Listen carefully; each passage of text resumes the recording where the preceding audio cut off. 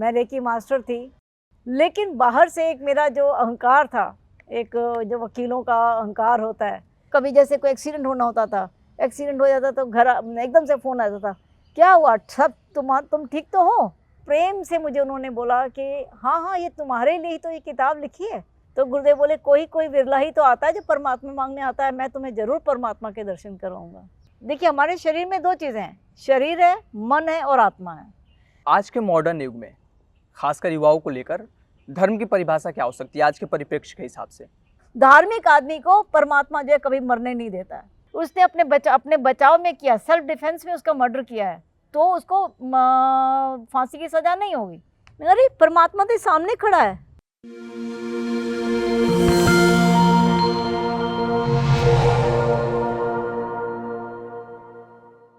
नमस्कार, मैं सर्वजीत जायसवाल सद्गुरु धाम में आप सभी का स्वागत करता हूं।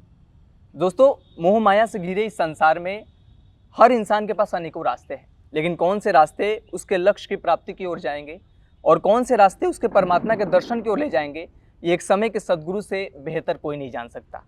लेकिन समय के सद्गुरु का सानिध्य और एक अच्छे शिष्य को तभी प्राप्त होता है, एक सच्चे शिष्य को तभी प्राप्त होता है जब उसकी सच्ची श्रद्धा और जब वो अपनी सच्ची सेवा के साथ, सच्चे निस्वार्थ भाव के साथ सेवा करता है।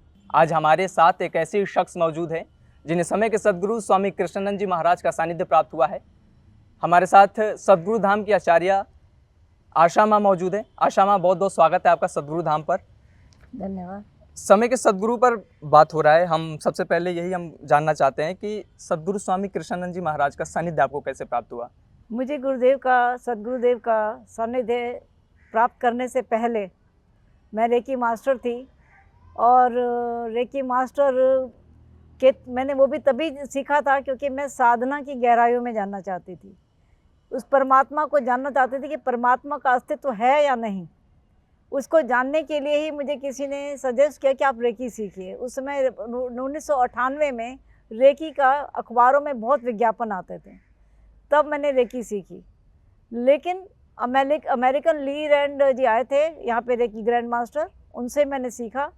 जब उनसे सीखने के बाद भी मुझे परमात्मा के बारे में कुछ अंदर से ज्ञान नहीं प्राप्त हुआ, तब मैं एक बार शिव जी के सामने बैठ कर के अनुरोध करने लगी रात को 12 बजे, हे परमात्मा, यदि तेरा अस्तित्व कहीं है तो तू मुझे दर्शन करवा, साकार रूप में मुझे किसी गुरु से मिलवा जो मुझे आपके तक पहुँचाए। तब उस दिन उसके जस्ट प्रातः काल में ही एक मुझे रेकी मास्टर हमारे जो मित्र थे, उनका फ़ोन आया कि मैं आपको एक गुरु से मिलवाना चाहता हूँ, आपको मिलकर बड़ी खुशी होगी, आप मेरे पास आइए। मैं बड़ी खुश हुई कि मेरी परमात्मा ने प्रार्थना सुन ली बड़ी जल्दी। रात को ही मैंने प्रार्थना लगाई, सुबह मेरी प्रार्थना स्वीकार हो गई, तो ज़रूर मेरे को जो है ज़रूर ये सद्गुरु ही होंगे जो मुझे परमात्मा तक पहुँचाएँगे। इस प्रकार से मुझे सद्गुरुदेव के दर्शन 2000 में हुए। 98 से लेकर के तो मैं 2 साल तक तो केवल रेकी की ही प्रैक्टिस करती रही, लेकिन उससे मुझे कुछ लाभ नहीं मिला। तब मैं अंदर मेरी जिज्ञासा और ज़्यादा, आकुलता, बहुत ज़्यादा व्याकुलता बढ़ती चली गई। व्याकुल होने के कारण ही तब मुझे गुरु के दर्शन हुए, और गुरु के दर्शन के पश्चात ही मैं जब इनके यहाँ आई तो मेरा दरवाजे पर पहुँचने पर ही मेरे रोम रोम से ऐसा रोमांचित, ऐसा रोंगटे खड़े हो गए एकदम से कि मैं आज परमात्मा से मिलने जा रही हूँ, आज मैं परमात्मा से मिलने जा रही हूँ, दर्शन होने जा रहे हैं। जबकि मैंने उनके बारे में कुछ नहीं सुना था, कुछ नहीं पढ़ा था, लेकिन मेरा रोम रोम जो है एकदम रोमांचित हो रहा था। मेरा शरीर, मेरा मन जो है मेरे वश में नहीं हो रहा था, ऐसे निकल के बाहर आ रहा था कि आज तो मैं दर्शन करने जा रही हूँ। लेकिन बाहर से एक मेरा जो अहंकार था, एक जो वकीलों का अहंकार होता है कि देखो, मैं अपने गुरु को पहले अपना आंकलन करूंगी कि सचमुच में ही मेरे गुरु बनने के लायक हैं कि नहीं, मैं ऐसे गुरु को चरण स्पर्श नहीं करूंगी। तो जैसे ही मैं यहाँ पर आई, आश्रम में आई, गुरुजी अपनी गुफा से निकल के बाहर जैसे ही वो आए, तो आते ही उन्होंने तुरंत, जैसे ही मेरा सर उनके चरणों में झुकने लगा, तो फट से पैर अपने पीछे कर लिए और बोले कि नहीं, तुम तो पहले मुझे जानना चाहती थी, तो तुम पहले मुझे जानो, तब मुझे मेरे पैर छूना। मुझे एक बहुत बड़ा झटका लगा कि मेरे अहंकार पे बहुत कड़ा थप्पड़ पड़ा है। वो कैसे जान गए इस बात को कि मेरे मन में ये चल रहा है? तो तभी मैं समझ गई कि नहीं, ये तो मुझसे बड़ी गलती हो गई। लेकिन वो उठ कर के चले गए और बोला कि जाओ लाइब्रेरी से जाकर के 2 किताबें लो, जिसमें उन्होंने एक स्वर से समाधि और एक ये शिव तंत्र दिया था पढ़ने के लिए। जब ये 2 किताबें मैंने पढ़ी, रात में ही पढ़ ली, प्रातःकाल मैंने उनको फ़ोन किया कि हे गुरुदेव, क्या मैं आपके दर्शन करने के लिए आ सकती हूँ? बोले, और ये जो स्वर से समाधि में जो आपने लिखा है, क्या ये सचमुच में ये स्वर मैं भी जान सकती हूँ? तो बड़े प्रेम से मुझे उन्होंने बोला कि हाँ हाँ, ये तुम्हारे लिए ही तो ये किताब लिखी है, आओ ना, तुम्हें ही बताएंगे। मैंने कहा गुरुदेव तब मैं कब आऊँ? तो तब उन्होंने मुझे बोला कि आप 17 अक्टूबर को पहले नवरात्रे पे आना, तब तुम्हें मैं इसकी दीक्षा दूंगा। तो तब मैं, और सवेरे प्रातः 7:30 बजे यहाँ पहुँच जाना। तो प्रातःकाल 7:30 बजे ठीक मैं यहाँ पहुँच गई और गुरुदेव ने मुझे दीक्षा दिया और डायरेक्ट मेरा शक्तिपात किया। शक्तिपात के दौरान मेरे अंदर अपनी ऊर्जा का स्थानांतरण किया और आज्ञा चक्र को मेरे डायरेक्ट खोला। जब उस आज्ञा चक्र में उसका बीज का आरोपण किया और उसके पश्चात मुझे साधना की विधि बताई कि इस प्रकार से तुम इस गुरु मंत्र का जाप करते हुए त्राटक करो। जब मैं इस प्रकार से साधना करती रही तो धीरे धीरे मुझे वहाँ सुई की चुभन महसूस हुई और वो धीरे धीरे करके मेरा द्वार खुलने लगा। तो इससे और मैं गहराइयों में उतरने लगी। इससे मुझे पता चला कि सचमुच में सद्गुरुदेव हैं। और मैं अंदर से, जब भी मेरे अंदर कुछ प्रश्न उठता था, अंदर ही मुझे उसके उत्तर मिलने लगे, तब मैं समझ गई कि ये सद्गुरु ही हैं जो मेरे यहाँ इतना दूर 30 किलोमीटर्स में आश्रम से दूर रहती हूँ, लेकिन वहाँ पर ही मेरे को जो है वहाँ पे आश्रम घर के अंदर ही मेरे हर प्रश्न का उत्तर वो दे रहे थे और मेरे को अंदर से पता आंसर मैं सुन रही थी।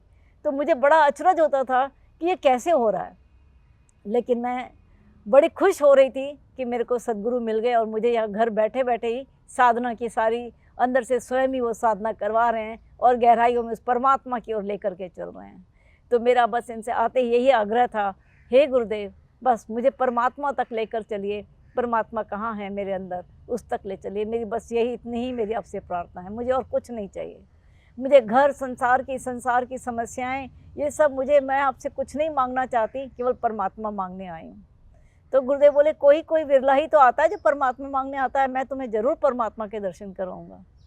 तो उनका ये वायदा बिल्कुल पूर्ण हुआ और मेरे को साधना की गहराई में उतार करके एक एक चक्र को मैंने खोलते खुलते हुए देखा। हर चक्र पे हर देवी देवता के दर्शन भी किए और उन सब के दर्शन करते हुए ऊपर आज्ञा चक्र से ऊपर सहस्त्रहार से बाहर भी गुरुदेव ने निकाला और बाहर निकाल करके इस ब्रह्मांड के सारे रहस्यों को भी मैंने जाना।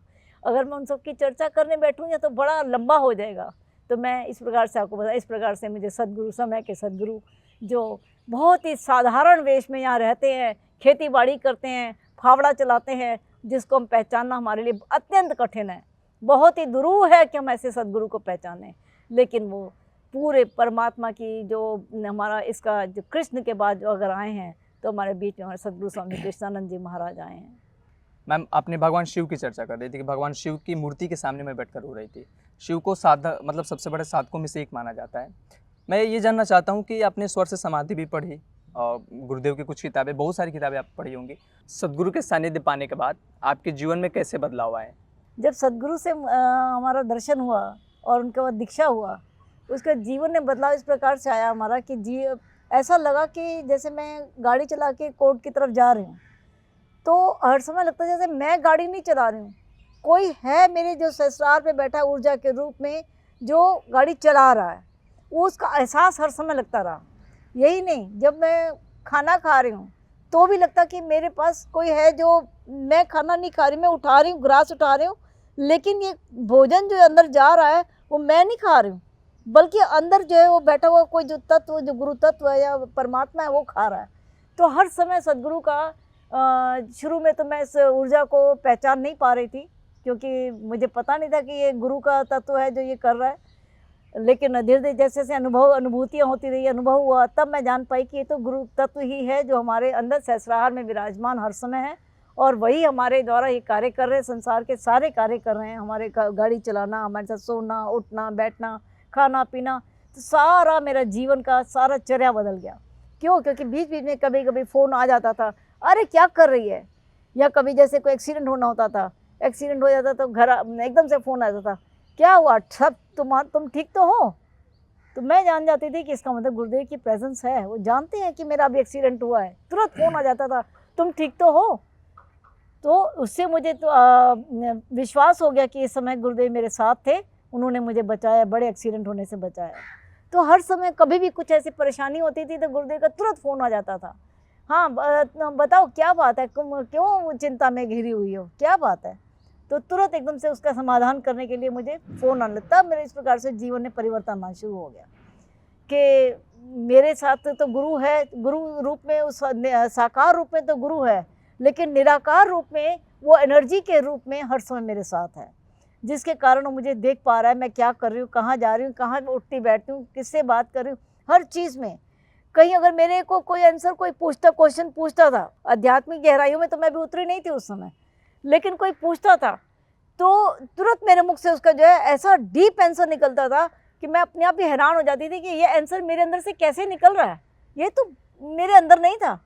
तब मैं समझती थी कि ये ऊर्जा के रूप में मेरे सद्गुरु वे विद्यमान है मेरे अंदर, वही मेरे मुख से वाणी के रूप में भी प्रकट हो रहे हैं और वो बोल रहे हैं। इस प्रकार से मेरे जीवन में बहुत ज़बरदस्त परिवर्तन आया। मेरे जीवन में इतना आस्था और उनके प्रति विश्वास इतना गहरा होता चला गया कि इसका तो केवल मैं कहती हूँ उन्होंने मेरे जीवन परिवर्तन पूर्ण रूप से कर दिया। जितना मैं अहंकारी थी उतना ही मैं नमन होती चली गई, उतना ही मैं विनम्र होती चली गई कि मेरा अपना अस्तित्व खत्म हो गया। यहाँ तो केवल गुरु ही का ही अस्तित्व है और उन्होंने मुझे अपनी शरण में ले लिया पूर्ण रूप से। अब वही मेरे मुख से कर रहे हैं, जो कुछ बोलना है, जो कुछ करना है। मैं कुछ नहीं हूँ, ना मैं ध्यान साधना करना जानती हूँ, ना मैं अपना कुछ बोलना जानती हूँ, ना मेरे में ऐसा कोई ज्ञान है, ना मैंने वेद पढ़े, ना पुराण पढ़े, ना कुछ पढ़ा, लेकिन फिर भी सारा मेरे मुँह से गुरुदेव के रूप में, गुरुदेव की ऊर्जा के रूप में ज्ञान का बखान होता है, वो स्वयं ही करवाते चले जाते हैं। तो इसीलिए सद्गुरुदेव के लिए मैं बहुत बहुत आभार, जितना भी आभार प्रकट करूँ उतना कम है। इस प्रकार से मेरे जीवन में बहुत ज़बरदस्त परिवर्तन आया, क्रांति आ गई मेरे जीवन में। और वो कहते हैं तुम अपना जीवनचर्या अपनी वैसे ही रखो जैसे आप हैं, कोर्ट भी जाओ, गाड़ी भी चलाओ, मार्केटिंग भी करो, सब कुछ करो, सब कुछ करते हुए भी केवल ध्यान जो है गुरु के तत्व की तरफ करो। गुरु मंत्र की कानों से सुनते रहो, अजपा जाप सुनते रहो, सुरति पे ध्यान लगाए रखो। तो वो सुरति पे ध्यान अपने वो मेरा लगता नहीं था, सुरति पे ध्यान अपने आप ही खींचते थे ऊपर, श्वास के मारे श्वास को मेरा ऊपर खींचते थे। तो उससे मुझे लगता था कि कई बार जब खिंचाव गाड़ी चलाते होता था तो मैं सहन नहीं कर पाती थी। क्यों? क्योंकि मेरे अंदर तो उतनी ऊर्जा की कैपेसिटी है नहीं। मेरी तो जो एनर्जी का लेवल है अगर 100 वाट का है, उनका वो 1000 वाट के ऊपर से खींचेंगे, तार को ऊपर मेरे खींचेंगे, तो वो एनर्जी मैं बर्दाश्त नहीं कर। तो गाड़ी को मैं साइड में रोक करके मैं पहले थोड़ी देर खड़ी हो जाती थी कि गुरुदेव इस एनर्जी को पहले मेरे को अंदर पचा लेने दो, तब मैं गाड़ी, तो मुझसे गाड़ी नहीं चलाई जाएगी। इतना ज़्यादा हैवी एनर्जी मेरे अंदर हो जाती थी। फिर थोड़ी देर 5 मिनट तक खड़ी करने के बाद तब मैं गाड़ी, जब वो बैलेंस हो जाती, पूरा एनर्जी मेरे शरीर में, मेरे एक एक तार में, नाड़ियों में फैल जाती थी, तब उसके साथ मैं फिर गाड़ी चलाती थी। साइड में पटरी पे खड़ी करके मैं खड़ी हो जाती थी। क्यों? क्योंकि ये मैं जानती थी कि इस प्रकार से जीवन में धीरे धीरे करके मेरे बल्ब की जो एनर्जी लेवल है उन्होंने गुरुदेव के माध्यम से मेरी बढ़ाते चले गए और धीरे धीरे करके एक साधारण घर परिवार की एक साधारण महिला होती हुई हमें आचार्य लेवल तक, हमें उस लेवल तक एनर्जी को बढ़ाया कि आज मैं आचार्य कहलाती हूँ। इसलिए मैं गुरुदेव का बहुत बहुत धन्यवाद करती हूँ, बड़ा आभार प्रकट करती हूँ इसके लिए। मैम, साधना को लेकर हम आते हैं क्योंकि स्वर से समाधि, हमने संभोग से समाधि भी, जो ओशो के वो भी एक थे, वो सदगुरु एक टाइप के, तो उनकी किताब भी आज के नौजवान पढ़ते हैं, हम भी पढ़े हैं। स्वर से समाधि हम स्वामी कृष्णानंद जी महाराज की भी किताब को पढ़े हैं और बुद्धों का पद भी मैं जस्ट कल ही पढ़ रहा था, जो जांजली की काफ़ी अच्छी कहानी है, जो घोंसला बन गया था। तो मैं ये जानना चाहता हूँ कि स्वर से समाधि जो है और एक साधना को लेकर, तो एक आम इंसान की ज़िंदगी जब कोई वो साधना करना स्टार्ट करता है तो कैसे उसमें बदलाव आने शुरू हो जाते हैं? क्योंकि अधिकतर हम देखते हैं कि जो साधना करना या ध्यान करना स्टार्ट करना शुरू कर देता है तो उसका एक एम फिक्स हो जाता है कि ये हमारा लक्ष्य है और इसको हम कैसे भी प्राप्त करना है। तो ये हम समझना चाहते हैं कि साधना करने के बाद एक आम इंसान की ज़िंदगी कैसे बदलती है। देखिए, जब एक साधारण मनुष्य साधना करना चाहता है, उसका लक्ष्य अपना निर्धारित करता है परमात्मा की ओर जाने के लिए, तो उसे अपना सबसे पहले सद्गुरु से दीक्षा लेना पड़ेगा। क्यों? क्योंकि जब तक वो दीक्षा नहीं लेते हैं, दीक्षा के माध्यम से उसका आज्ञा चक्र नहीं खुलता है। आज्ञा चक्र क्या है? आज्ञा चक्र आपका ही अपना घर है, आपका अपनी ही आत्मा का घर है, उसमें आप स्वयं निवास कर रहे हैं। उस आत्मा का देखिए हमारे शरीर में 2 चीज़ें हैं, शरीर है, मन है और आत्मा है। तो मन आपको भौतिक संसार की ओर लेकर के चलता है, लेकिन जो आत्मा है वो परमात्मा का एक अंश मात्र है। परमात्मा एक निराकार का एक अंश मात्र है, जो हमारे अंदर आत्मा एक तत्व हमारे आज्ञा चक्र पे हमारे घर के अंदर बैठा है। तो गुरु आपके उस द्वार को, जिसमें कर्मों का जो बादलों के रूप में हमारे आत्मा के चारों ओर खड़ा हुआ है, घर घिरा हुआ है, वो बादल के कारण हमारी आत्मा ढक जाती है, वो सूर्य का प्रकाश ढक जाता है, जिसके कारण हमारे शरीर में अंधकार हो जाता है। अंधकार होने के कारण हम बहुत विचलित हो जाते हैं, हम इधर उधर भटकने लगते हैं कि कहाँ जाएं, क्या करें, किसके पास जाएं। संसार में दुख ही दुख मिल रहे हैं, हमें तो कहीं से मार्ग नहीं मिल रहा है। क्यों? क्योंकि हमारी आत्मा का प्रकाश उसके आगे ढक जाता है अपने ही कर्मों के कारण। लेकिन गुरु की जब दीक्षा होती है तो वो अपना प्रकाश, क्योंकि वो तो निर्मूल है, उनकी आत्मा बिल्कुल स्वतः निर्मल है, तो जब वो निर्मल है तो अपना वो आत्मा का प्रकाश के द्वारा आपकी आत्मा के प्रकाश के जो बादलों का घेरा है उसको वो चीरते हैं। क्यों? क्योंकि जब सूर्य की किरण एक भी पड़ेगी तो बादल फटेगा, बादल फटेगा, सूर्य ग्रहण हटेगा, सूर्य ग्रहण जैसे आत्मा के आगे से हटेगा तो साधक जो है अब उसमें उस प्रकाश के अंदर डूबने लगेगा। अब प्रकाश में डूबेगा, जब 100 प्रकाश की एक कुएं के अंदर, उसको जो अंदर गहरा कुआं है, उस कुएं के अंदर एक भी प्रकाश की किरण जाएगी तो प्रफुल्लित हो जाएगा। प्रफुल्लित होकर के अपने आप ही स्वयं ही उसके कदम परमात्मा की ओर चलते चले जाएंगे, क्योंकि इस मन को केवल उसका आकर्षण, उसका जो ग्रेविटेशन है ऊपर अपने आपकी आत्मा का, वो उस आत्मा का ग्रेविटेशन आपके मन को अपने ऊपर की ओर खींच के ले चलेगी। जो नीचे की ओर भी भौतिक संसार की ओर नीचे की ओर चल रहा है, उसकी मुख जो है मुड़ जाएगा उस कमल के दल का, और वो अष्टकमल दल ऊपर की ओर चल देगा। और आपका जो है हर समय आप हर संसार में दुख तो होंगे, लेकिन अब दुखों के साथ आप उसमें आपको डिप्रेशन में नहीं जाएंगे, आप दुखी नहीं होंगे, आप सम बने रहेंगे, हर समय मुस्कुराते रहेंगे। नहीं, ये तो मेरा चलो अच्छा है, गुरुदेव हैं मेरे साथ में, वो साक्षी भाव से मुझे जो है आत्मा की ओर यात्रा करवा रहे हैं। तो आप हर समय खुश रहेंगे, हर समय आनंद में रहेंगे, आपको दुख नहीं होगा। तो इसीलिए आपको जो है एक ये लक्ष्य जब निर्धारित हो, लेकिन उसके लिए सद्गुरु का होना जरूरी है। एक गुरु का नहीं, सद्गुरु संसार में केवल एक ही एक आएगा एक समय में। वो सद्गुरु जिस प्रकार से पहले कबीर आए, बीच में हर 250 वर्ष में एक आता है, तो अब इस समय 250 वर्ष के पश्चात स्वामी कृष्णानंद जी महाराज आए हैं। वो स्वामी कृष्णानंद जी महाराज ही आपको केवल स्वर की साधना में, स्वर के माध्यम से आपके द्वार को खोलते हैं। स्वर में ही ये तीन है ना, ईड़ा पिंगला सुषुम्ना, गंगा यमुना सरस्वती, तो तीनों के संगम के ऊपर ही हमारी त्रिकुटी है। इन तीनों के संगम के जो द्वार है वो त्रिकुटी द्वार बंद है। उस गुफा को खोलने का जो मेन जो उसको दिया हुआ है वो केवल सद्गुरु के पास ही वो शक्ति है, वो अपनी शक्ति से उसको खोलता है, तभी आप आनंद में जा सकते हैं। इसलिए मेरा आपसे यही अनुरोध है कि आपने अनुभूतियाँ से गुजरना है, अपने अनुभवों से गुजरना है, उस अंदर की गुफाओं में जाना है, तो आपको सद्गुरु की दीक्षा लेनी जरूरी है, तभी आप उसको आनंद को उपलब्ध हो पाएंगे। मैम, साधना के बाद थोड़ा सा हम धर्म पर आते हैं, क्योंकि आप सुप्रीम कोर्ट की प्रैक्टिसिंग वकील भी रह चुकी है। सुप्रीम कोर्ट की एक बहुत अच्छी टैगलाइन है, ये तो धर्मस्तु तो जय, जहाँ धर्म है वहाँ विजय है। मैम, मैं ये समझना चाहता हूँ कि आज के संदर्भ में हम, खासकर हम युवाओं के संदर्भ में, जो मतलब प्लेटफॉर्म तो बहुत सारे हैं समझाने वाले, पढ़ने वाले, आज के मॉडर्न युग में खासकर युवाओं को लेकर धर्म की परिभाषा क्या हो सकती है आज के परिप्रेक्ष्य के हिसाब से? देखिए, धर्म की परिभाषा तो कांस्टेंट है, जो कल थी वो आज भी है और वो रहेगी भी। धर्म सदैव निरंतर जो है वो सत्य है, सत्य कभी बदलेगा नहीं, सत्य सदा रहेगा। तो धर्म भी कांस्टेंट है, लेकिन इसकी जो आप कह रहे हैं कि धर्म की व्याख्या जो है हर परिस्थिति में बदलती है, ऐसा नहीं है। धर्म की परिभाषा वही रहती है। लेकिन अब जैसे आपको मैं एक एग्जाम्पल से समझाती हूँ। एक चोर ने चोरी करके अब उसको जो है पुलिस सिपाही जो पीछे लगे हैं पकड़ने के लिए। अब उसने एक तपस्वी जो है एक सामने पार्क में बैठ करके तपस्या कर रहा है, वो उसके पीछे अपने चोरी का माल उसके पीछे रख करके भाग लिया। अब सिपाही आए, उसने देखा कि अरे चोरी का माल तो ये पड़ा है, तो इसी ने चुरा करके जाके ढोंग कर रहा है, तपस्या का ढोंग कर रहा है, उसको पकड़ करके ले गए और उसको जा करके जेल में बिठा दिया। तो अब आप ये बताइए, धर्म हुआ या अधर्म हुआ? उसके जो तपस्वी है उसके लिए तो अधर्म हुआ, लेकिन धर्म क्या है? इसने तो ये जो गलत काम किया, जो अधर्मी था वो तो भाग लिया, और इसने जो तपस्वी था उसने अपना ये सोच करके तब ले लिया कि कोई बात नहीं, शायद मैंने पिछले जन्म में ऐसी कोई चोरी की होगी इसलिए मुझे उसका दंड मिला। वो जो है उसको सामान्य वे में लेकर के उसको दंड को भोगने को तैयार हो जाता है और वहाँ जेल में भी रह करके अपनी तपस्या में अग्रसित होता है।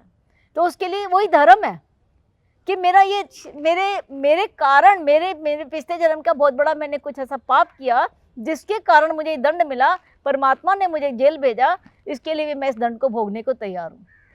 वो नहीं रोया धोया ना, उसको कोई दुखी नहीं हुआ। तो ये धर्म है, उसके लिए ये धर्म है। लेकिन आज जो संसार में हो रहा है कि आज जो अधर्मी हैं, भ्रष्टाचारी हैं, वो ज़्यादा प्रसन्न चित्त हैं, बल्कि कि उसके जो धर्म पे चल रहा है, जो नैतिक है, जो ठीक तरीक़ों से धन कमा रहा है, वो ज़्यादा परेशानी में है। क्यों? क्योंकि आज दुराचारी आत्माओं का, आज राक्षसी आत्माओं का, आज ऐसी ही दुष्ट आत्माओं का ज़्यादा बोलबाला हो गया। इसीलिए धर्म जो है, लेकिन धर्म सदा कांस्टेंट है, वो रहेगा ही रहेगा। इसीलिए आप देख रहे हैं कि जब अधर्म का बोलबाला हुआ है, इसीलिए प्रकृति जो उसका बदला भी ले रही है। आप देख रहे हैं कि आज जगह जगह पे बाढ़ आ रहे हैं, भूकंप आ रही है। पहले तो इतनी बाढ़ नहीं आती, आज संसार में हर कंट्री में देखो बाढ़ आ रही है, हर कंट्री में देखो भूकंप आ रहे हैं, बड़े बड़े भूकंप आ रहे हैं, बड़ी बड़ी बिल्डिंग्स टूट रही हैं, बड़ी बड़ी आपदाएं आ रही हैं, जंगलों में आग लग रही है। ये सब क्या है? ये प्रकृति का क्रोध है, ये अधर्म के नाश की। क्यों? क्योंकि अगर हमारे शरीर से जो ऊर्जा निकल रही है उसी से प्रकृति निर्मित हो रही है। अगर हमारी मेजॉरिटी ऑफ पॉपुलेशन से अधर्म की ऊर्जा निकलेगी तो उससे क्या होगा? प्रकृति में भी अधर्म ही फैलेगा ना। प्रकृति क्रोधित होगी ना। प्रकृति क्रोधित होकर के क्या करेगी? अपना विस्फोट करेगी। वो विस्फोट करती है, उसके कारण क्या होगा कि हम ही लोग मरते हैं उसमें, जितने अधर्मी लोग हैं उसमें मरते हैं। और जितने धर्मी लोग जो उसके अंदर अगर छिप भी जाते हैं, उसके अंदर दब भी जाते हैं अगर उस आपदाओं में, तो कोई ना कोई परम प्रकाश आकर के उसको उसमें से भी निकाल करके बाहर निकाल लेता है, बिल्कुल सही सलामत बाहर आ जाता है। जैसे कई भूकंप में से जब बच्चे दब जाते हैं, लेकिन जब वो बिल्डिंग का मटेरियल हटाते हैं, बच्चा 8-8 दिन के बाद ही बिल्कुल सुरक्षित, बिल्कुल सही सलामत निकल आता है। तो ये धर्म है। क्यों? क्योंकि परमात्मा उसको बचाना चाहता है कि ये धार्मिक है। कोई भी एक धार्मिक आदमी को परमात्मा जो है कभी मरने नहीं देता है, उसके साथ हमेशा रहता है। यही जो मैंने बात बताया। तो अधर्मी लोगों का विनाश करने के लिए, क्योंकि अधर्मी के थ्रू ही प्रकृति जो अपना प्रकृति का पोषण भी हमारे द्वारा ही होता है, हमारे द्वारा ही निर्मित हो रही है। तो इसीलिए हमें जो है धर्म जो अगर हम धार्मिक होंगे, हम नैतिक होंगे, नैतिक विरोध तो हमारी प्रकृति भी हमें प्रेम करेगी। हम आज जो है सवेरे अगर हम उठ करके हम पृथ्वी को प्रणाम करते हैं, माँ को प्रणाम करते हैं, पृथ्वी पर चलते हैं, तो हमारा जो है उससे मूलाधार चक्र एक्टिव होता है और उससे क्या होता है? प्रकृति हमें आशीर्वाद देती है। इसके कारण वो प्रकृति सदैव हमें अपनी गोद में लेकर के चलती है। तो हम कैसे हैं, हमारे ऊपर डिपेंड करता है, हम प्रकृति से कैसा प्रेम करते हैं। प्रकृति परमात्मा का ही अंश है ना। तो प्रकृति जो है, प्रकृति जब हमारे अंदर से निकली है, परमात्मा हमारे अंदर ही रह रहा है, हमारे द्वारा ही पोषित हो रहा है, तो वो चाहता है कि हम धार्मिक बने। अगर हम अधार्मिक हैं, सब कुछ हम पर डिपेंड करता है, हम कैसे हैं। अगर हम धर्म पर हैं तो हमारे आसपास का एटमॉस्फेयर भी धार्मिक होगा, हमारा ऊर्जा लेवल बढ़ता चलेगा। हमारी ऊर्जा लेवल बढ़ेगा तो प्रकृति का ऊर्जा लेवल बढ़ेगा। प्रकृति में जो हमारे फल देगा, जो हमारे खाने का सामान देगा, वो सब भी जो पूरा धार्मिक होगा, वो उसका रस जो हमें मिलेगा वो पूरा हमारे अंदर धर्म का ही पोषण करेगा।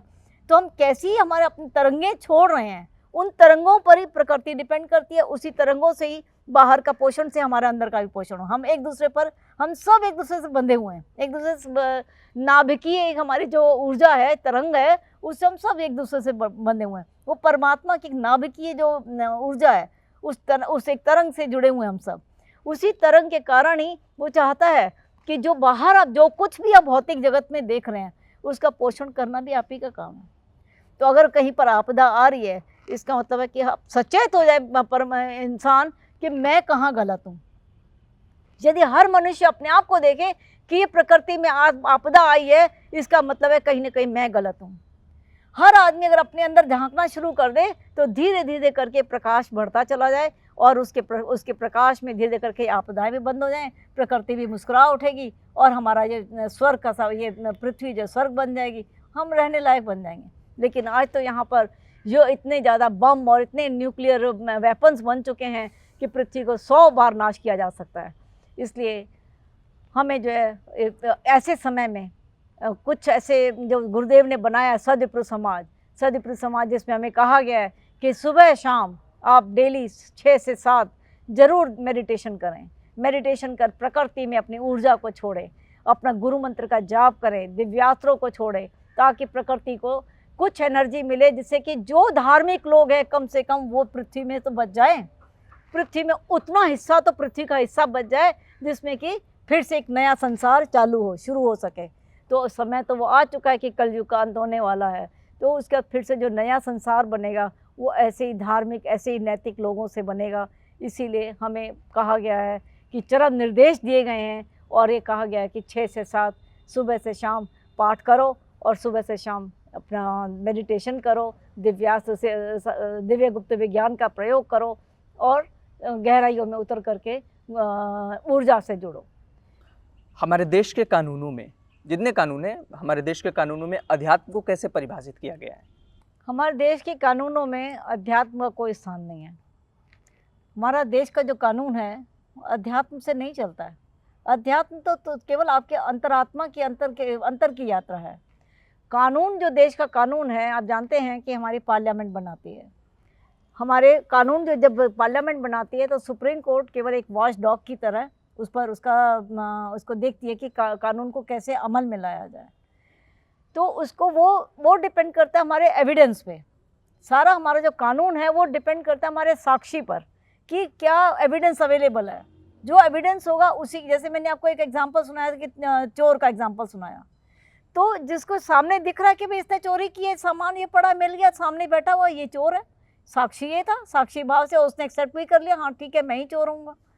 तो हमारा पूरा जो कानून है उसका अध्यात्म से कोई लेना देना नहीं है।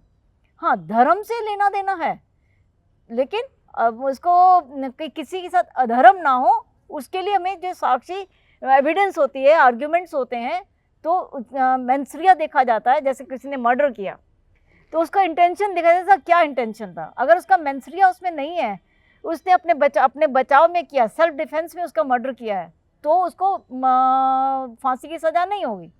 तो ये डिपेंड करता है आपके इंटेंशन पे, आपका भाव क्या है मर्डर करने का, या कि यदि आपने किसी और ने वो किया, मर्डर किया है, लेकिन जो साक्षी हैं सारे, आपके एविडेंस जो है सारे आपके खिलाफ हैं, विटनेस सारे आपके खिलाफ दे आ रहा है, गवाही आ रही है, तो जज को तो केवल गवाही देख करके ऑर्डर करना है ना। तो इसीलिए इसका अध्यात्म से कोई लेना देना, ये कम्प्लीटली जो है आपका एविडेंस पे डिपेंड करता है। आपके क्या क्या डॉक्यूमेंट्स आ रहे हैं, डॉक्यूमेंट्री एविडेंस है या ओरल एविडेंस है, उस पर डिपेंड करता है आपका ये सारा जो हमारा कानून है। इससे इसका अध्यात्म से कोई लेन देन नहीं है। मैम, धर्म को लेकर बात हुई, अध्यात्म पर बात हुई, साधना को लेकर बात हुई, और खासकर सद्गुरु के सानिध्य को लेकर बात हुई। हम एक अनुभव को हम जानना चाहते हैं, जो हमारा अंतिम सवाल रहेगा कि सद्गुरु से जुड़ा कोई ऐसा अनुभव जिसे आप बताना चाहें, जिसके बाद मतलब हम ये जानना चाहते हैं कि उस अनुभव, मतलब सद्गुरु के सानिध्य प्राप्त करने के बाद ऐसा लगा कि आपकी ज़िंदगी एकदम बदल सी गई। सद्गुरु के सानिध्य में आने के बाद मुझे कई अनुभूतियाँ हुई, कई अनुभव हुए, और क्योंकि मुझे इनके साथ यात्रा करते करते जीवन के 24 साल हो चुके हैं। 2000 में मैं जुड़ी, 24 साल हो गए। इन 24 सालों में मुझे अनेक अनुभव हुए, लेकिन उसमें एक सबसे बड़ा जो अनुभव था वो मेरी अपने जो स्वर साधना की मेरी जो यात्रा थी, जिसमें मैंने इस ब्रह्मांड में किस प्रकार से परमात्मा हर क्षण स्पेस में तेज़ी से आगे बढ़े चला जा रहा है, किस प्रकार से जो ये ब्रह्मांड बड़ा होता चला जा रहा है और कहाँ से उसकी शुरुआत हो रही है, वो जब साक्षी भाव से मैंने स्वयं देखा इस सुरति के ऊपर, श्वास के ऊपर, तो तब मुझे लगा ये केवल श्वास के माध्यम से पूरे संसार में हम सब एक दूसरे से जुड़े हुए हैं। कोई हमें दूसरे अलग नहीं है, चाहे वो एक कीट पतंगी क्यों ना हो, वो भी हमसे जुड़ा हुआ है। ये पेड़ पौधे हैं, ये सब भी जीवंत हैं, कोई मरा हुआ नहीं है। ये सब सन्यासी हैं, जितने जब पेड़ पौधे देख रहे हैं वो सबको मैं उस भाव से, जब मेरी दृष्टि के ऊपर से वो सारे परतें हट गईं, सूक्ष्म दृष्टि मिलने लगी, तो सूक्ष्म दृष्टि जैसे जैसे मेरी बढ़ती गई, वैसे वैसे मुझे एक एक चीज़ का अनुभव होने लग गया कि ये जितना ये सूक्ष्म पेड़ पौधे खड़े हैं, ये जो धूप भी सह रहे हैं, परमात्मा क्या अग्नि भी सह रहे हैं, और बारिश भी सह रहे हैं, बर्फ़ के जब ठंडा शरद ऋतु आती है तो सर्दी भी सहते हैं, लेकिन फिर भी अडिग खड़े हैं, हिमालय की तरह अडिग खड़े हैं।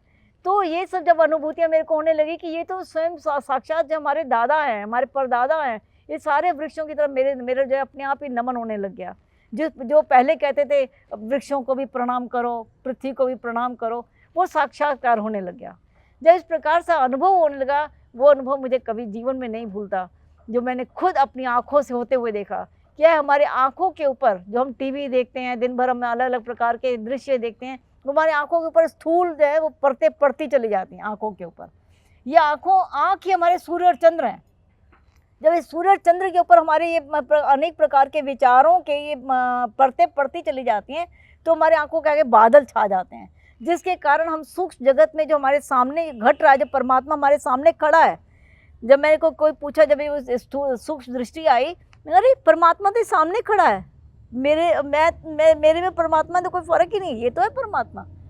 मैं बड़ी खुश हो गई, इतनी प्रसन्न हुई कि मैं उछल पड़ी एकदम से अकेली, जब मैं साधना से उठी तो ये सबसे बड़ा मेरी आनंद की वो अनुभूति जो थी, जब मैं उछल पड़ी कि अरे परमात्मा तो ये रहा, ये परमात्मा है, वाह, ये तो परमात्मा किस प्रकार से बढ़े चला जाए, रुक ही नहीं रहा है। जैसे एक नया शिशु पैदा होता है, सृष्टि आगे बढ़ती है, जैसे एक नया शिशु पैदा हो रहा है, सृष्टि आगे बढ़ रही है।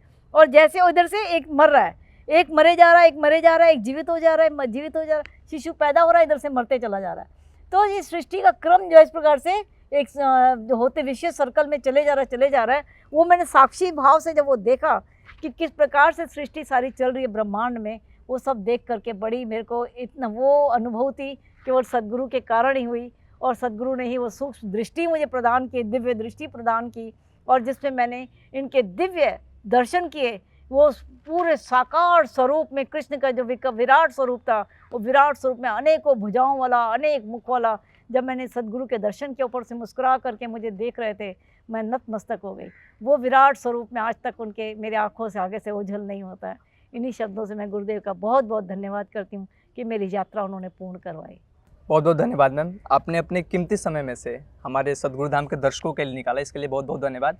और ख़ासकर सद्गुरु के सानिध्य को लेकर, एक समय का सद्गुरु क्या होता है, धर्म को लेकर, हमारे कानून में धर्म और अध्यात्म की परिभाषा क्या है, उसको लेकर आपने जो विस्तृत रूप से जो उसका वर्णन किया, इसके लिए बहुत बहुत धन्यवाद। तो अभी आप सद्गुरु धाम के आचार्य आशा माँ को सुन रहे थे, और क्या सोचते हैं आप इस वीडियो को लेकर, क्योंकि समय के सद्गुरु, साधना, ध्यान और साधना के बाद से क्या होता है, सद्गुरु के सानिध्य प्राप्त करने के बाद से आपके जीवन कैसे परिवर्तित होता है, इन सब के बारे में आप सुन रहे थे। क्या सोचते हैं आप इस वीडियो को लेकर, कमेंट बॉक्स में ज़रूर बताएं, और वीडियो को शेयर करने के साथ चैनल को सब्सक्राइब करना ना भूलें।